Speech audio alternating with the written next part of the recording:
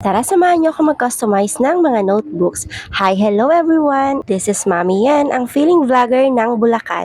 Hello mga mi! Sa video nga palang ito ay ipapakita ko sa inyo kung paano ko pinaganda ang mga notebooks ni Sia. Gumamit lang ako dito ng mga color paper, self-adhesive plastic cover, glue, at mga stickers. Una, hinati ko nga pala yung mga color paper sa gitna. Habang si ate naman ay busy sa pagde-design ng ipapaprint naming pangalan, subject, at number ng mga notebook ni Sia. Pagkatapos ko ang mahati ang mga color paper sa gitna, ay sinimulan ko na ang pagdidikit sa bawat notebook. Gamit ko nga pala dyan ang 3 frag oily glue sa pagdidikit. Mas madali kasi siyang gamitin. Nung umpisa kasi ay gumamit ako ng double-sided tape, kaya lang nahirapan ako mga mare kasi ang hassle. Kailangan mo pang maggunting-gunting, pagkatapos babaklasin mo pa yung kabilang side. Ay basta bahala na nga kayo, alam nyo naman yun eh. Hala, napagod mag-explain.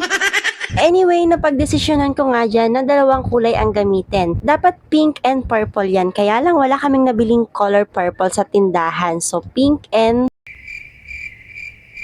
dark pink or fuchsia. Ewan mga mare, bahala na kayo. At pagkatapos, hinati ko ngayon sa gitna kasi dalawang kulay ngayong nire-request ni Sia. O di ba pinahirapan ako ng bonggang-bongga?